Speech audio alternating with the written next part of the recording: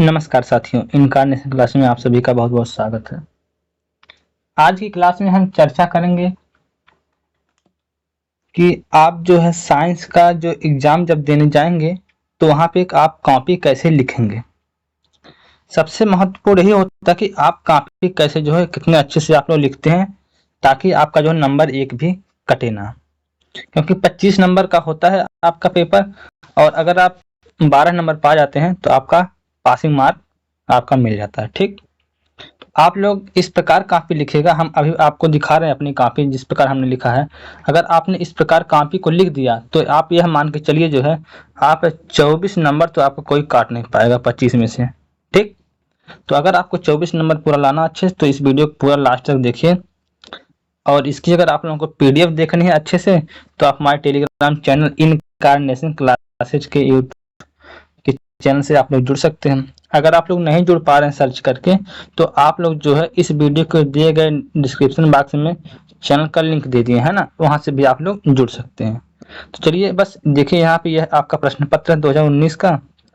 तो यहाँ पे दिया गया वस्तुनिष्ठ प्रश्न, तो आपका 5 से वस्तुनिष्ठ आता है, फिर इसके बाद अति लघुत्तरीय आता है, फिर लघुत्तरीय आता है। ठीक, तो ये सब आपका जो है आप इसका कर लेंगे। जैसे फल का पेड़ से गिरना किसका है उदाहरण, आप सभी लोग जानते हैं गुरुत्व बल का उदाहरण है। ठीक है, तो ये सब आप लोग कर लीजिएगा। इसके बाद चलिए हम सीधे ज़्यादा समय ना आपका वेस्ट करते हुए सीधे चलते हैं पेपर पर। ठीक, जैसे देखिए आप सबसे पहले क्या करेगा, जैसे देखिए यूपी डीएलएड फर्स्ट सेमेस्टर 2019 प्रश्न पत्र सॉल्यूशन बाई अभिषेक कुमार। ठीक है, जैसे मेरे के द्वारा यह कराया गया। ठीक, तो वस्तुनिष्ठ प्रश्न आप सबसे पहले क्या करेंगे, हेडिंग डालेंगे स्केच से।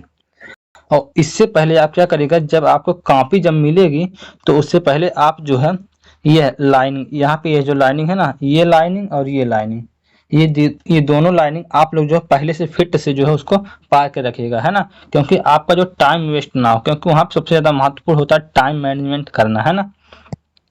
इसके बाद आपका अगला आता है, देखिए प्रश्नोत्तर संख्या 1, प्रश्नोत्तर संख्या 2, प्रश्नोत्तर संख्या 3, प्रश्नोत्तर संख्या 4, प्रश्नोत्तर संख्या 5। इसको जो है एज इट इज जैसे हमने लिखा है इसी प्रकार आपको जो है नंबर वाइज पहले आपको डाल के जो है आपको बैठ जाना है। आपको वेट नहीं करना कि प्रश्न पत्र मिले तब हम जाकर प्रश्नोत्तर संख्या डालें, ऐसा आपको नहीं करना है। आप पहले से प्रश्नोत्तर संख्या 1, 2, 3, 4, 5, इसके बाद जो एक आता है अति लघुत्तरीय प्रश्न, प्रश्नोत्तर संख्या 6, यहाँ तक आपको डाल के पहले से ही बैठ जाना है बिना प्रश्न पत्र पाए हुए, केवल उत्तर पुस्तिका में ही। ठीक, इसके बाद जैसे आपका प्रश्न पत्र मिलेगा तुरंत आप 5 सेकंड में जो आपको उत्तर आ रहा है प्रश्नोत्तर संख्या 1 का, तुरंत आप उत्तर लिखे आगे बढ़े, फिर उत्तर दूसरे का लिखे आगे बढ़े। इस प्रकार करते हुए यानी कि 5 प्रश्न का उत्तर आप लगभग 1 मिनट में दे देंगे, पूरा लिख देंगे अच्छे से। ठीक, तो इधर तो केवल आपको 5 प्रश्न हल करने में कितना टाइम लगा, 1 मिनट टाइम लगा, तो बाकी और इधर क्या होगा, टाइम आपका मैनेज हो जाएगा ना तब। तो इसीलिए बस कह रहे हैं कि आप लोग पहले से इसको जो है हेडिंग डाल के रखिएगा। इसके बाद इसको हेडिंग डालेंगे इस तरह, इसका उत्तर बस जितना पूछा जाएगा क्वेश्चन में बस उतना ही उत्तर लिखना है। जैसे देखिए प्रश्नोत्तर संख्या 6 है ना, चलिए पेपर में आपको दिखाते हैं। देखिए यहाँ पेपर है ना, पुष्प के मादा अंक का नाम लिखिए। जो पुष्प के जो मादा अंक का नाम है बस केवल वही लिखना है। तो बस देखिए हमने कैसे लिखा, पुष्प के मादा अंक का नाम, पुष्प के मादा अंक का नाम जायांग है। तो हमने बस इतना लिखा, यहाँ पे इतना है, बस इसके बाद 1 नंबर तुरंत आपको मिल जाएगा। ठीक, इसमें कुछ नहीं करना है। फिर अगला क्वेश्चन है सजियों के लक्षण पूछा था कोई एक, तो सजियों के लक्षण हमने क्या लिखा, सजियों के एक लक्षण श्वसन करना होता है, बस तुरंत 1 नंबर आपको मिल जाएगा। ठीक है, इसमें कोई दिक्कत वाली बात नहीं है। ठीक, और एक लाइन जैसे अगर आप छोड़ के लिखेंगे थोड़ा सा अच्छा लगेगा, है ना। इसके बाद अगला क्वेश्चन है प्रश्नोत्तर संख्या 8, इसको भी हमने लिख दिया है। प्रश्नोत्तर संख्या 9, यह भी हमने अच्छे से जो लिखा है। जैसे इसमें पूछा पदार्थ की 3 अवस्थाएं होती हैं, पूछा गया था क्वेश्चन में पदार्थ की कितनी अवस्थाएं होती हैं, तीनों का नाम लिखिए। तो हमने बस इतना ही लिखा, पदार्थ की 3 अवस्थाएं होती हैं, ठोस द्रव गैस, हमने तीनों का नाम। ये हमने जो है एक लाइन में इसलिए नहीं लिखा, यहाँ पे हम एक लाइन लिख सकते थे, लेकिन हम सोचें कि यहाँ पे ये जो सबसे नीचे वाला जो लाइन है यह बचे ना, खाली ना हो, थोड़ा सा भरी भरी महसूस हो, है ना, इसलिए हम क्रम से पॉइंट वाइज करके लिख दिए। तो इस प्रकार आप लोग भी करिएगा, है ना, एग्जाम सेंटर के हॉल में, है ना। इसके बाद प्रश्नोत्तर संख्या 11 है, पूछा था समय का मात्रक, तो समय का मात्रक क्या होता है? सेकंड होता है, ये लिख दीजिएगा। इसके बाद लघु उत्तरीय क्वेश्चन आता है, प्रश्न उत्तर संख्या 12। अब लघु उत्तरीय क्वेश्चन क्या होता है? थोड़ा सा बड़ा बड़ा होता है। तो इसको क्या करेगा आप लोग, कोशिश करिएगा बस एक एक लाइन ऐसे हेडिंग डालते हुए सारा कुछ लिख दीजिएगा। ऐसा नहीं है कि अगर वो पूछ लिया तो आपको जितना आ रहा है पूरा पेपर भरते रहिए, ऐसा मत करिएगा। कोशिश करिएगा 50 से 60 से बहुत अधिकतम हो 70 वर्ड के अंदर में ही सारा कुछ सिमट जाए, ठीक। इसके बाद पूछा गया था जरायुज और अंडयुज में अंतर। तो जरायुज और अंडयुज में अंतर आप लोग लिख दीजिएगा जैसे हमने लिखा है। फिर इसके बाद आता है अगला प्रश्नोत्तर संख्या 4। इसके बाद अगला आपका आता है, जैसे 14 नंबर क्वेश्चन हो गया, इसके बाद आपका आता है अगला 15 नंबर क्वेश्चन।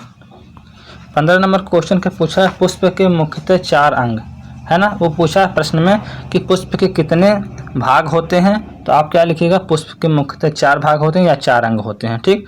बाह्य दलपुंज, पुमंग, जायांग, बस दो दो लाइन इसके अंतर्गत आप लोग लिखिएगा। आपका लगभग 50 वर्ड बड़े आराम से हो जाएगा, ठीक। इसके बाद अगला प्रश्नोत्तर संख्या 16। ये पूछा है कि तम्बाकू से होने वाले रोग, तो पहला आपका जैसे कैंसर वगैरह हो जाता है तो उसके बारे में आप लोग लिख दीजिएगा थोड़ा सा। फिर तम्बाकू से और अस्थमा वगैरह भी होता है रोग, इस सब के बारे में थोड़ा सा 2-2 4-4 लाइन लिख दीजिएगा, ताकि आपका 50 वर्ड लगभग हो जाए, ठीक। इसके बाद अगला डालिएगा प्रश्नोत्तर संख्या 17। देखिए हमने पहले उत्तर लिखा तो एक लाइन छोड़ा, फिर प्रश्नोत्तर संख्या डाला, फिर एक लाइन छोड़ा। ऐसे आप लोग भी करिएगा ताकि एग्जामिनर को देखने में थोड़ा सा अच्छा लगे, है ना, क्योंकि हमें जो है नंबर गेन करना है ज़्यादा से ज़्यादा। इसके बाद लास्ट क्वेश्चन आता है प्रश्नोत्तर संख्या 18। पूछा है पर परागण के लाभ। तो इस तरह पहला पॉइंट करके हमने पर परागण का पहला लाभ लिख लिया, फिर इसके बाद दूसरा लाभ लिख दीजिए, ठीक है। फिर यहाँ पे यह पेपर आपका समाप्त हो जाता है। तो अगर आपका अभी कोई डाउट बचा हुआ है तो आप हमारे इस कमेंट बॉक्स में भी आप पूछ सकते हैं, और अगर कोई अधिक जानकारी चाहिए तो आपको इस जो दिए गए नंबर पर इस पर भी आप कॉल कर सकते हैं, अन्यथा आप इस इनकार्नेशन क्लासेज के जो टेलीग्राम चैनल है इस पर भी आप लोग जुड़ सकते हैं, ठीक है। इस पर यह जो हमने यह PDF बनाया है इसको हम इस पर भेज देंगे, और भी बहुत सी सारी जानकारी, बहुत सी सारी चीज़, जैसे टेस्ट वगैरह हर संडे को होता है हमारा शाम 7 बजे, तो उसको भी आप लोग दीजिए। तो बहुत सी चीज़ें होते हैं हम कराते हैं, उसको आप लोग अटेंड करते रहिए। तो कहाँ से होगा? इनकार्नेशन क्लासेज के टेलीग्राम चैनल से आप लोग जुड़ जाइए। और अगर ये वीडियो आप लोगों को अच्छा लगा हो, कुछ हेल्पफुल हुआ हो, तो आप लोग इस चैनल को भी सब्सक्राइब करिए। Thank you, bye bye, take care. मिलते हैं फिर आपसे एक नए वीडियो में। धन्यवाद।